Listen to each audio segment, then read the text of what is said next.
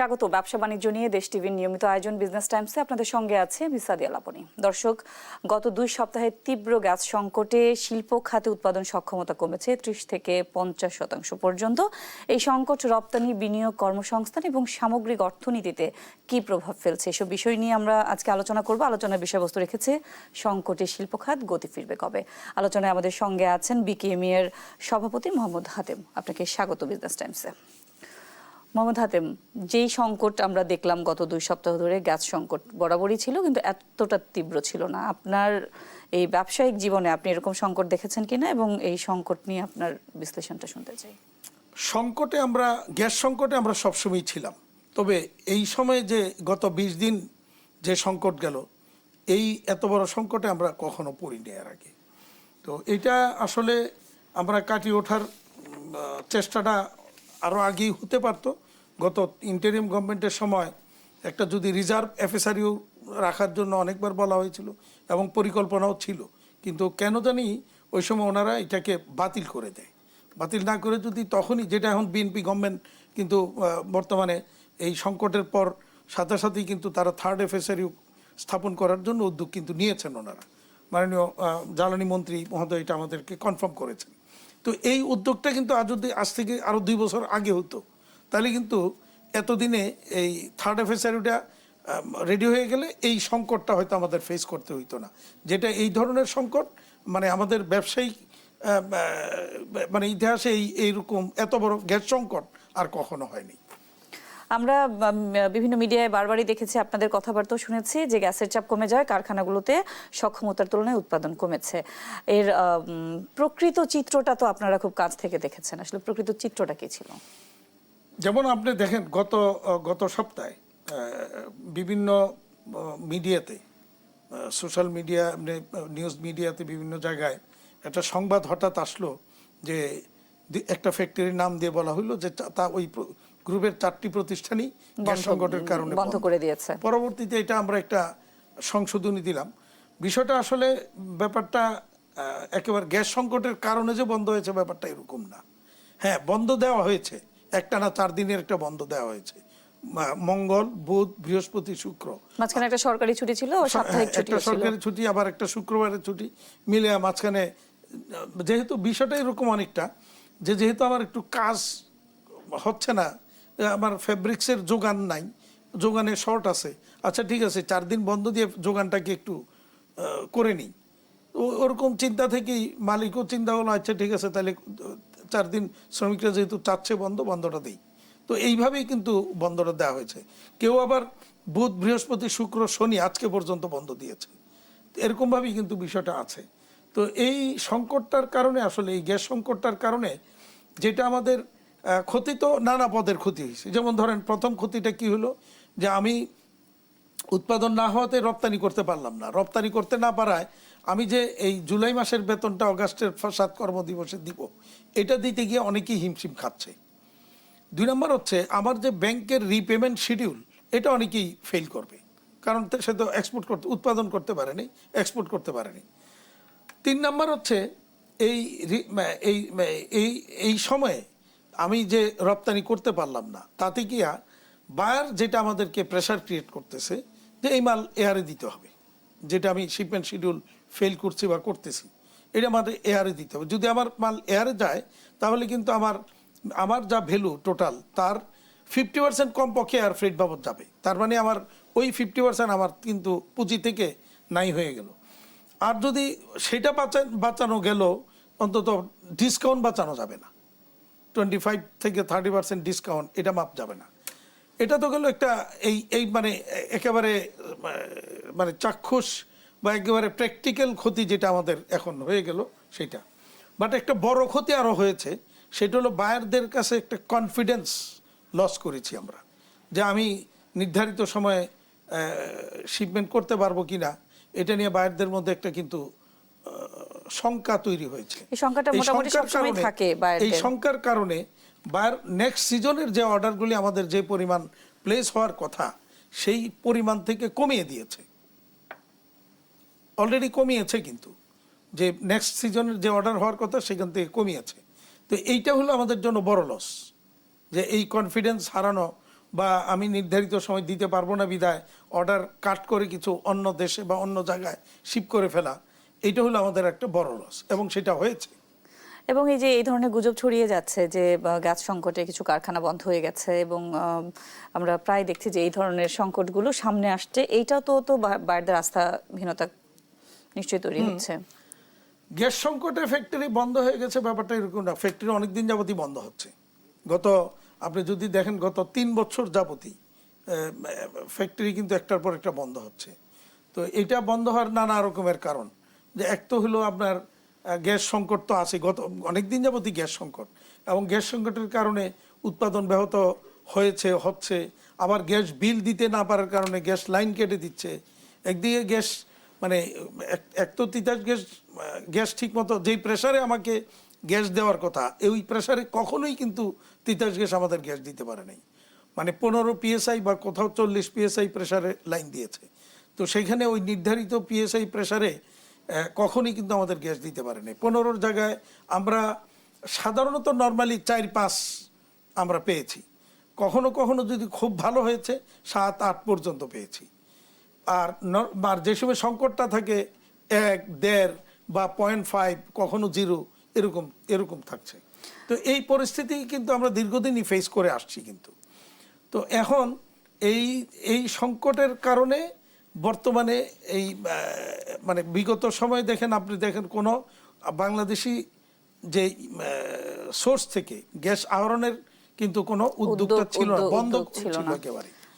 আবার আমাদের এই যে এখানে রিজার্ভ একটা 3rd FSRU থাকা দরকার, এইটা কিন্তু আগের সরকার এটা কেন করে নাই সেটা জানি না। আর ভাসমান ধরেন ভবিষ্যতে যে বর্তমান যে প্রেক্ষাপট বা পরিস্থিতি, ভবিষ্যতে যদি আমাদের দেশীয় উৎস থেকে গ্যাস আহরণ একেবারেই নাই থাকে, তাহলে কি হবে? তাহলে আমাকে 100% ইম্পোর্টে চলে যেতে হবে। তাহলে আমি যদি 100% ইম্পোর্টে চলে যাই, তাহলে কিন্তু আমার যে বর্তমান ভাসমান যে FSRU থেকে আমাদেরকে LNG থেকে গ্যাস সরবরাহের ব্যবস্থাটা করা হচ্ছে, আলটিমেটলি এটাকে তখন আমাদেরকে স্থল জায়গায় এইটাকে স্থানান্তর করতে হবে, বা ওখানে একটা নতুন করে FSRU স্থলভাগে বসিয়ে পার্মানেন্ট একটা ব্যবস্থা এখানে করতে হবে ভবিষ্যতের জন্য। কারণ ইন্ডাস্ট্রিয়ালাইজেশন বন্ধ করা যাবে না, সেইখানে ইন্ডাস্ট্রিয়ালাইজেশন করতে হলে আমার গ্যাস লাগবে, এবং সেটা অথবা গ্যাসের বিকল্প কি হতে পারে, আমার কোল বেজ হতে পারে, সরকার সেটা নিয়েও ভাবা দরকার। অথবা আমার যে জুট বয়লার আছে, কাঠের বয়লার আছে, কাঠ দিয়ে পরে আগুন জ্বালায়া বয়লার মানে স্টিম উৎপাদন করা, সেই ব্যবস্থাও কিন্তু আছে। এখন কোন দিকে এরকম প্রস্তাব তো আপনাদের কাছ থেকে নিশ্চয়ই দেওয়া আছে সরকারের কাছে, কোন দিকে যাবে সরকার, এখন সরকার ওইভাবে গাইডলাইন দিলে আমরা ওই অনুযায়ী ভবিষ্যতের ইন্ডাস্ট্রিয়ালাইজেশন নিয়ে আমরা। বলা হচ্ছে গ্যাসের সরবরাহ কিছুটা স্বাভাবিক হয়েছে, শিল্প কারখানাগুলোতে আপনারা কতটা স্বাভাবিক পাচ্ছেন? গতকাল রাত থেকে বিকাল বা রাত থেকে কিছুটা আগের তুলনায় স্বাভাবিক, যদিও আমাদের ফ্যাক্টরি বন্ধ, যার কারণে পুরোপুরি আমরা যতটুকু জেনেছি মানে স্বাভাবিক হয়েছে। এই যে ছুটিগুলো যে দিলেন, এগুলো পরে সমন্বয় করে নেব আমরা, সমন্বয় করে নেব। আর 10 তারিখ মন্ত্রী যেটা বলেছেন, মানে পুরোপুরি সচল হইতে গিয়ে বা অ্যাভেলেবল করতে আগের মতো অবস্থানে ফিরে যেতে অন্তত 10 তারিখের আগে হয়তো হবে না। তো আজকে তো 8 তারিখ। জি, আমরা দেখছি যে নতুন বিনিয়োগ আনতে সরকার একদমই মরিয়া, এবং সেটা আমাদের অর্থনীতির জন্যই সবচেয়ে প্রয়োজন এখন। কিন্তু বিদ্যুৎ ও গ্যাস দুই জায়গাতে আমরা অনিশ্চয়তা দেখতে পাচ্ছি। এরকম থাকলে আসলে বাংলাদেশে নতুন বিনিয়োগকারীরা কেন আগ্রহী হবে? আপনি বাংলাদেশ ব্যাংকের ক্রেডিট গ্রোথ যদি দেখেন, ওখানে বলা আছে 4%-এর নিচে নেমে আসছে। এটা এ যাবৎকালে সর্বনিম্ন, 33 বছরে সর্বনিম্ন, 33 বছর এটা সর্বনিম্ন। তো এটা তো হবেই, কারণ আপনার ক্রেডিট গ্রোথ, আমি ব্যাংক থেকে লোন নিব কি জন্য? আমার তো প্রথমত হলো যে আমার তো লোন নিয়ে যে আমি ইনভেস্টমেন্ট করব, সেই ইনভেস্টমেন্ট করতে গিয়ে প্রথমত হলো যে ইন্টারেস্ট রেট অনেক বেশি। ধরেন ইন্টারেস্ট রেট কমাইই দিল, আমি যে নিয়ে ইনভেস্ট করব, করে কি করব? আমার তো এক্সিস্টিং ক্যাপাসিটির অন্তত মিনিমাম 30-40% আমি অলরেডি ভ্যাকেন্ট আছে। আমি ফুল ক্যাপাসিটিতে আমি এক্সিস্টিং যে আমার ইয়েটা আছে, ইন্ডাস্ট্রি আছে, সেটি আমি চালাইতে পারছি না। তাইলে আমি আবার প্রথমত হলো আমি আবার তো এক্সটেনশনে যাব না বা বাড়াবো না। দ্বিতীয়ত হলো নতুন উদ্যোক্তা যারা আসবে, তো নতুন উদ্যোক্তা তো এসে গ্যাস সংযোগ পাবে না, গ্যাসের লাইন পাবে না, গ্যাস বিদ্যুৎ নিয়ে সংকটে আছে। তো সেই নিশ্চয়তা না পাওয়া পর্যন্ত নতুন কোনো উদ্যোক্তা আসবে না। বিদেশি উদ্যোক্তাও কিন্তু এই কারণেই কিন্তু আসে না আসে গত না। কয়েক বছর যাবত। এবং আমরা লাস্ট যে 2 সপ্তাহ যে পরিস্থিতি দেখলাম, এটা তো নিশ্চয়ই বিশ্ব নিরুৎসাহিত গণমাধ্যম যে করবে, ওখানে উদ্যোক্তাদের চলে গেছে। নিরুৎসাহিত করবে। তো এরকম একটা পরিস্থিতিতে আসলে মানে এই ক্রেডিট গ্রোথ না থাকারই কথা। কারণ আমি তো এক্সিস্টিং যে আমার সেট আপ আছে এটা নিয়ে হিমশিম খাচ্ছি, এটা নিয়ে আমি বেঁচে থাকার সংগ্রামে লিপ্ত আছি। তো নতুন করে আর বাড়াবার চিন্তা তো আমি করতেই পারি না। আর যারা নতুন ইনভেস্টমেন্ট করবে তারাও এরকম একটা পরিস্থিতিতে ইনভেস্টমেন্টে যাবে এরকম অবস্থান নাই। দক্ষিণ কোরিয়ার সাথে একটা চুক্তি হলো, এই চুক্তিটা আসলে আপনি কিভাবে দেখছেন এবং এর ফলে ওই দেশের সঙ্গে আমাদের ব্যবসা বাণিজ্য কতটা সম্প্রসারিত হবে এ বিষয়ে জানতে চাই, এবং দক্ষিণ কোরিয়ার সাথে আমাদের বর্তমান ব্যবসায়িক পরিস্থিতিটা কি? দেখেন, দক্ষিণ কোরিয়ার সঙ্গে যেটা হয়েছে আমরা সরকারকে সাধুবাদ জানাই এবং আমরা বলবো যে আরও যত দ্রুত সম্ভব অন্যান্য দেশগুলি, বিশেষ করে ইউরোপিয়ান ইউনিয়নের সাথে এফটিএ হয়েছে, রাশিয়ার সাথে অনেকবার বলার পরেও আমরা কোনো এফটিএ বা কোনো চুক্তি করতে পারি নাই। রাশিয়া একটা বড় মার্কেট। তারপরে আপনার ইউরোপিয়ান ইউনিয়নের সাথে ইন্ডিয়া এবং ভিয়েতনাম এফটিএ করেছে, আমরা কিন্তু করতে পারিনি। আমেরিকার সাথে বা ল্যাটিন আমেরিকার দেশগুলি, আফ্রিকান দেশগুলি, চায়নার সাথে বা ইয়ের সাথে, আমাদের জাপানের সাথে একটা ইপিএ হয়েছে, ইকোনমিক পার্টনারশিপ এগ্রিমেন্ট। সেটাও আমি মনে করি যে এটা একটা ভালো উদ্যোগ। তো অন্য দেশগুলির সাথে এই উদ্যোগটা নেওয়া দরকার। আমরা ধন্যবাদ জানাই বাণিজ্য মন্ত্রণালয়কে, মন্ত্রীকে। তিনি সম্প্রতি গত সপ্তাহে একটা এফটিএ করার জন্য একটা কমিটি করেছেন, ইউরোপিয়ান ইউনিয়নের সাথে এফটিএ করার জন্য। তো সেই কমিটি করা এবং এটা নিয়ে এগিয়ে যাওয়া, খুব দ্রুত এই বিষয়গুলি নিয়ে আগানো দরকার আমাদের, কারণ আমরা অনেক পিছিয়ে পড়েছি এই জায়গাগুলি। কিন্তু একটা বিষয়, কিন্তু একটা প্রশ্ন কিন্তু থেকেই যায়, বাংলাদেশে 97% পণ্য অগ্রাধিকারমূলক সুবিধা পাবে ওই দেশে। এর আগেও চীনের সঙ্গেও আমাদের এরকম একটা চুক্তি আছে, কিন্তু আমরা আসলে সেইটা কাজে লাগাতে পারিনি দুইটা কারণে। প্রথমত হলো ওই চুক্তির ডিটেলসটা, এটা জনসাধারণের মধ্যে বা ব্যবসায়ীদের মধ্যে এগুলি ডিটেলসটা ওইভাবে প্রচার করা হয়নি। আর সুযোগ সুবিধাগুলি কি নেওয়া যাবে, কোনটা নেওয়া যাবে না, কীভাবে নেওয়া যাবে, এই ব্যাপারে আমাদের দিক থেকেও আমরা কোনো উদ্যোগ নিতে পারিনি। কারণ এক্সিস্টিং বর্তমান যে পরিস্থিতি, এই পরিস্থিতি সামাল দিতে গিয়ে আমাদের সারাক্ষণ ব্যস্ত থাকতে হচ্ছে। সেই জায়গায় নতুন করে কিছু ভাবার আসলে ফুসরত আমাদের হয়ে ওঠেনি। আর এই জিনিসগুলির সামনে আরও সুযোগ যেগুলি নেওয়া দরকার, সেই সুযোগগুলি আমাদেরকে অবশ্যই এই সময় আমাদেরকে করতে হবে। তো আমরা আশাবাদী যে বিশেষ করে আমাদের যে এখানে বিনিয়োগ বোর্ডের যিনি চেয়ারম্যান আছেন, বাণিজ্য মন্ত্রী যিনি আছেন, উনি একজন ব্যবসায়ী, অর্থমন্ত্রী ব্যবসায়ী, বাংলাদেশ ব্যাংকের গভর্নর ব্যবসায়ী, এবং বিএনপির আগেকার যে ইতিহাস, বিএনপি যখন আগে ক্ষমতায় ছিল, রাষ্ট্রের পরিচালনার দায়িত্বে ছিল, তখনও কিন্তু ব্যবসায়িক সুযোগ সুবিধাগুলি অনেক বেশি তুলনামূলকভাবে পাওয়া গিয়েছে। তো সুতরাং আমরা এখনো আশাবাদী যে আমরা এই জায়গাগুলি আমরা এখনো পাবো। বিশেষ করে প্রধানমন্ত্রী কিন্তু বারবার ডেকে আমাদের বসছেন, এটা কিন্তু একটা পজিটিভ দিক এবং আমরা এটাকে সাধুবাদ জানাই যে অন্তত প্রধানমন্ত্রী শোনার চেষ্টা করছেন। একদমই তাই। মোহাম্মদ হাতেম, আমরা আবার আলোচনায় ফিরব, একটা বিরতি নিয়ে ফিরছি। দেখছেন বিজনেস টাইমস, ফিরছি বিরতির পর।